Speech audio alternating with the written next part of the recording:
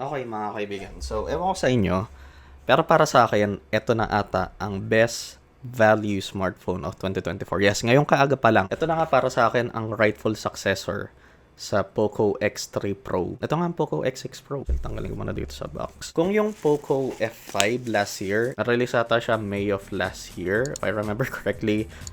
Kung yun, para sa akin, yung POCO F5 is yung best value smartphone of 2023. Ito naman agad ang best value smartphone of 2024 ngayong kaaga pa nga lang, mga kaibigan. Bakit? Mainly dahil doon sa halimaw na chipset neto, which again, ranks top 10 sa SoC ranking.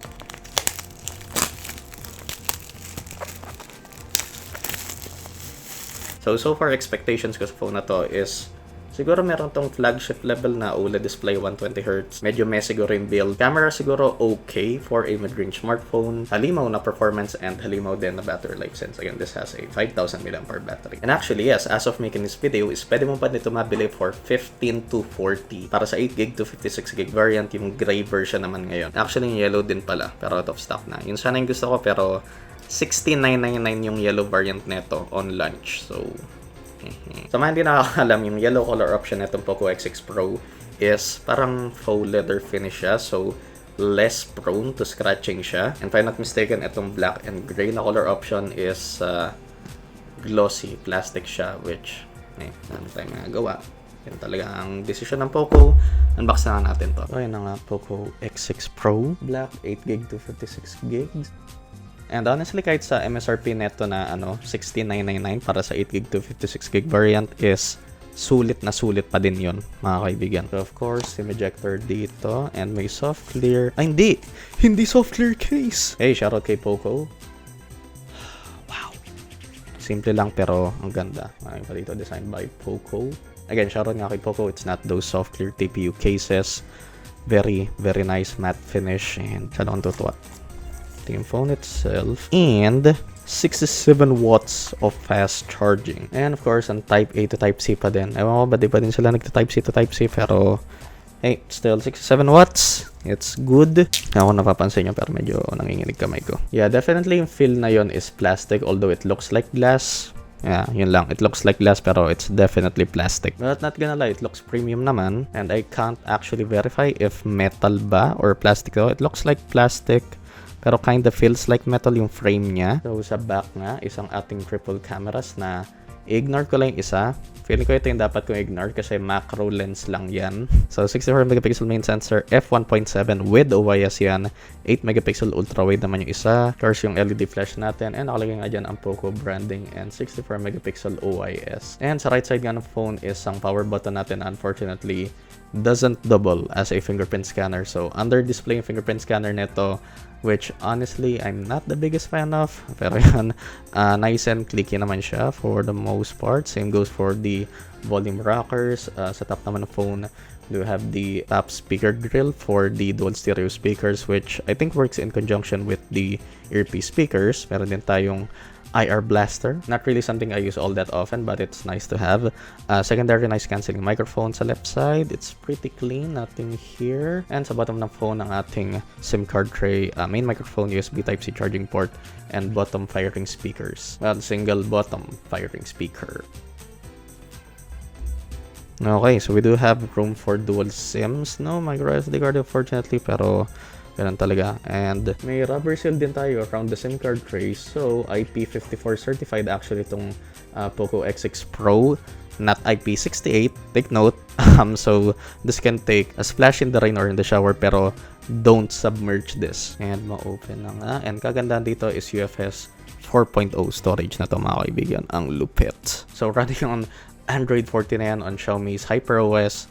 Tapos, may detect dimensity 8300 Ultra with the Mali G615 MC6 na GPU. So, napakataas ang brightness ngayon. I'll set this up real quick and come back to you guys in a bit. Okay, so nagbabalik na nga po tayo. So far, yung ginawa ko pa lang is nilagin ko yung Google account ko, in-update yung apps, then nagtanggal ako ng mga bloat. As much as possible, lahat ng mga bloat na matatanggal ko.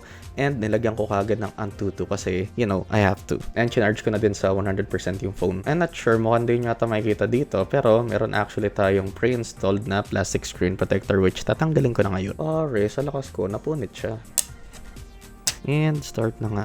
Ngayon actually ang ginagawa ko to is pakita ko sa inyo yung tsura niya with the case. Oh, yan. Very nice actually. Very sleek. And ano man sabi ko, it's very nice. And ayun na nga mga kaibigan, 1.3 mil sa Antutu. Yes, alam ko, natuto na tayo. Huwag mag-rely alone sa mga Antutu benchmarks as it's not really an indicator of real-world performance, let alone gaming performance. Pero yan nga, that's pretty insane considering this phone is just under $400 o 20k para dito sa specific variant na to. Of course, magkakaroon ako ng quick install dito ngayon ng Genshin and babalik ulit tayo. Okay pare, hindi ko talaga alam kung ba't gano'n. Pero kalahating oras ito ng download na nasa 22% pa lang ako mga kaibigan. So, quick test lang ng temperature while downloading Genshin. And so far, pinakamainit na temp natin is 36, 37 max. Very good so far. So, ayan, quick temp check lang as nakakainip ang download sa Genshin. Diyos ko po. Okay pare, medyo suko na ako. So for now, hindi mo tayo magkakaroon ng Genshin test. As kita nyo naman, yan pa din. Ang napakabagal na download speed. Tinry ko na open-close ang Genshin pero ganun pa din. Sa full review ko na lang. Abangan nyo na next week yun. As magkakaroon din ako ng extensive testing dito sa performance. Pero sa overall build ng phone, it's good. It's not great. As you can see, there is a bit of flexing if I try to bend it. Ito naman from the other way. Obviously, build is not a priority here, which I don't really mind.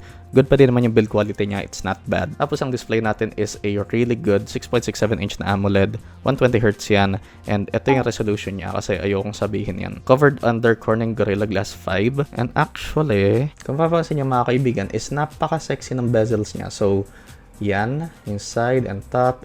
There is a bit of a chin, just a bit na lang, pero tignan nyo naman yung nipis ng chin na yan. That's still pretty impressive. And of course, yung hole punch para sa front-facing 16 megapixel sensor. Tapos, quick camera test lang tayo.